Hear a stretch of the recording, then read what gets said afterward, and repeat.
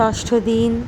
আজ কিন্তু দেরাদুনের লাস্ট আমরা যে ভিজিটিং প্লেসে যাচ্ছি সেটা হচ্ছে টপকেশ্বর মহাদেব মন্দির। আজকে কিন্তু সকালবেলা ঋষিকেশ থেকে আমরা দেরাদুনে চলে এসেছিলাম।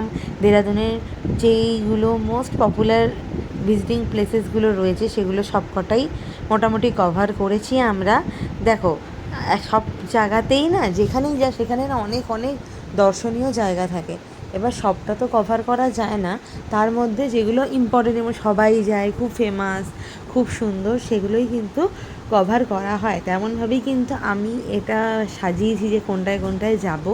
তো এখানে এসে আমরা তো দেরাদুনের যা যা দেখার সুন্দর সুন্দর সেগুলো সবটা দেখে নিয়েছি।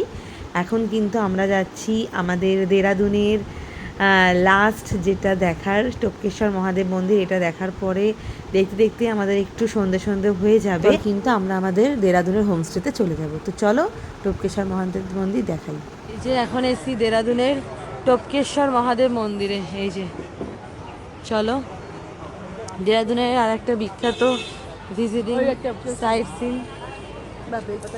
চলো টপকেশ্বর মহাদেব মন্দির, চলো যদি চান্স পাই দেখানোর তাহলে দেখাবো তোমাদেরকে।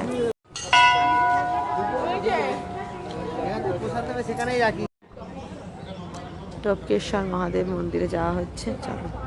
দিদিকে না খুব ভাল লাগে, এত যাতে ভাল লাগে। আরে গলু আছিস, গলু।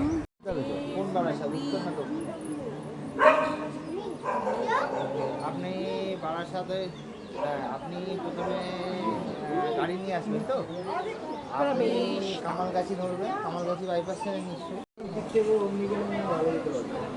এই যে নিচ থেকে নামতে হবে। এই যে গঙ্গা, গঙ্গা পার হয়ে এই যে ওপরে যেতে হবে। এই যে টপকেশ্বর মহাদেব মন্দির, এই যে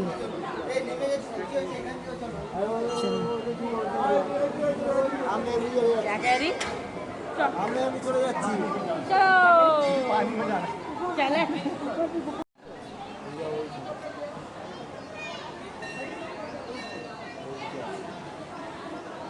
মন্দির পুরোটা ঘিরে মন্দির করা হয়েছে। দেখো ভেতরে তো ঠাকুরের ফটো দেখানোর অ্যালাউ নেই, তো সেই জন্যই দেখো জলটা কোথা থেকে আসছে। দেখো